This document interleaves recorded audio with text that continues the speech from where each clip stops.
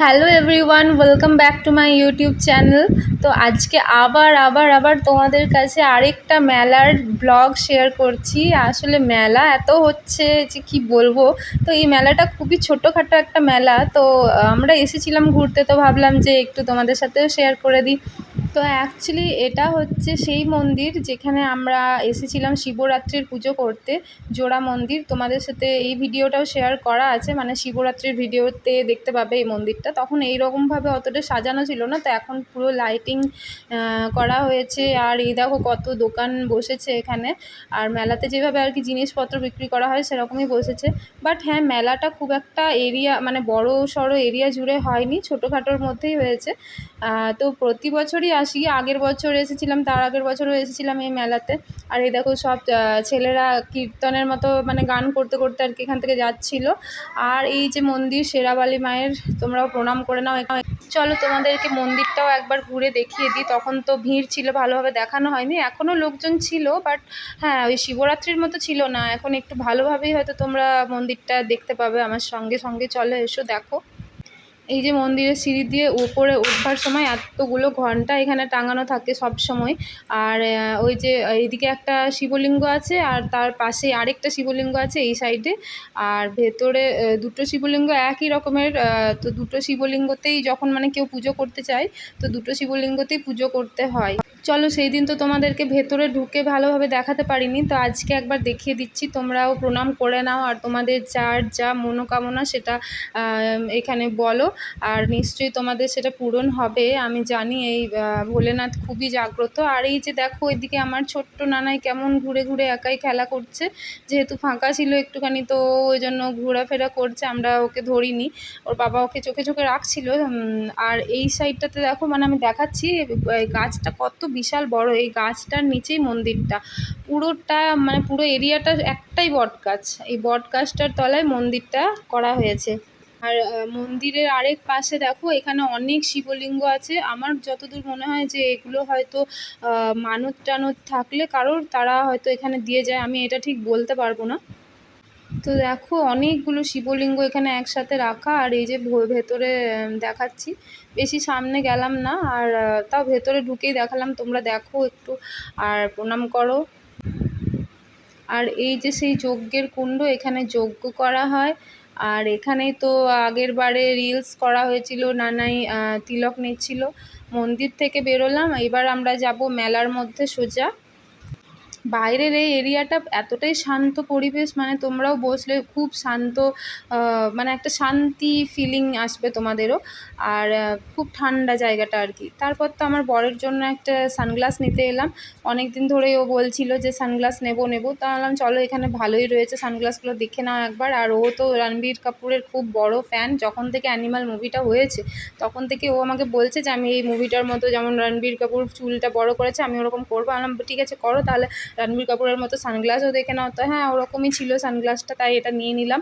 আর এই দেখো আরেকজন এখানে কি করছে, এখানে যে ধোঁয়াটা উঠছে, ও দাঁড়িয়ে দাঁড়িয়ে দেখছে যে ধোঁয়াটা কোন দিক থেকে এসে কোন দিকে যাচ্ছে। ওর যে চোখে লাগছে বা জ্বালা করছে সেরকম ওর কোনো ব্যাপার হয়নি। আর তারপরে আমরা মন্দিরের এই যে বড় গেট, এখান দিয়ে বেরিয়ে যাব মেলার মধ্যে, দেখি কি কি আছে। সব দোকানগুলো একটু একটু করে ঘুরবো, যদি কিছু নেওয়ার থাকে তো টুকটাক নেব, আর সেটাও তোমাদের সঙ্গে শেয়ার করব। চলো চলো আমার সঙ্গে দেখবে চলো। তা আগের বছর তো এই ডান দিকেও অনেক দোকান টোকান বসেছিল, বাট এবছর বসেনি, জানি না কেন। আর এই সাইডে দেখো 10 টাকার হরেক মাল বিক্রি হচ্ছিল। আর এদিকে তো খেলনার প্রচুর দোকান ছিল। আর মেয়েদের তো সাজাগোজার জিনিসের অভাব মেলাতে থাকেই না। তুমি আর কি কত নিতে পারো নাও। তা আমি এখানে চলে এসেছিলাম ক্লেচার নিতে, আমার ক্লেচারের প্রয়োজন ছিল। আর কানেরগুলো এখানে আমার খুব একটা ভালো লাগেনি, মানে নিয়ে নিয়ে নেব, ওয়াও লাগবে নিয়ে নেবো এরম ব্যাপার হয়নি।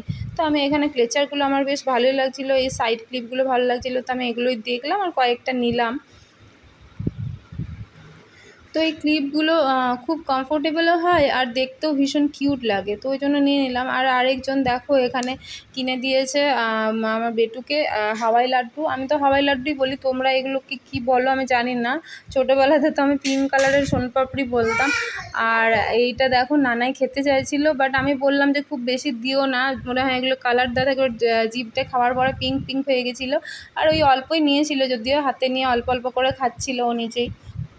আর তারপর তো আমরা আবার এখান থেকে বেরিয়ে চলে গেলাম হচ্ছে কসমেটিক্সের আরেকটা দোকানের দিকে। তো এখানে গিয়ে আমার খুব বেশি যে ভালো লাগছিলো বা কানেরগুলো তা নয়, বাট হ্যাঁ দেখো 150 টাকা করে ছিল এই কানেরগুলো, 150 আর 100ও ছিল। তো 150 টাকার অ্যাকর্ডিং এই কানেরগুলো ছিল না আর কি।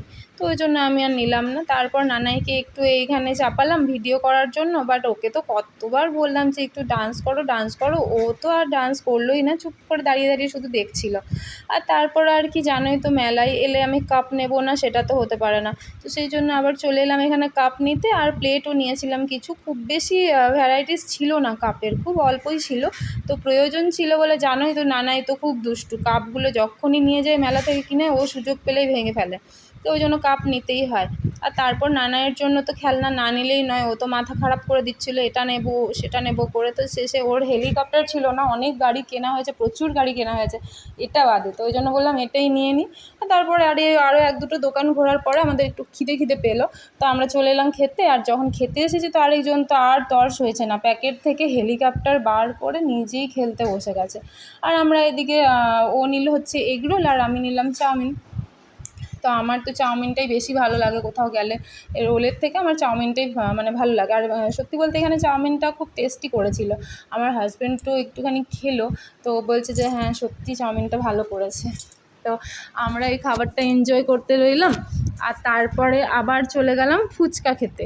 তো বললো আমার হাজব্যান্ড যে চলো একটুখানি ফুচকাও খেয়ে নাও, ফুচকা খাবো করো, তো সবসময় তো পাওয়া যায় না। তো হ্যাঁ ফুচকা খেতে এলাম। ফুচকাটা ভালোই করেছিল। তো ফুচকাটা খেতে খেতে নানাইকে দেখছি একবার করে, কারণ কি নানাইকে ওই সাইডে চেয়ারে বসিয়ে রেখেছিলাম, একাই বসেছিল খেলনাটা নিয়ে। আর তারপরে ফুচকা খাওয়ার পরে একটুখানি বাড়ির জন্য এই সব কিছু নিলাম। এই যে ছোটো ছোটো হয় না সাদা সাদা গজার মতো, কি বলে এটাকে ভুলে গেছি। আর তার সাথে নিলাম হচ্ছে গরম গরম জিলিপি।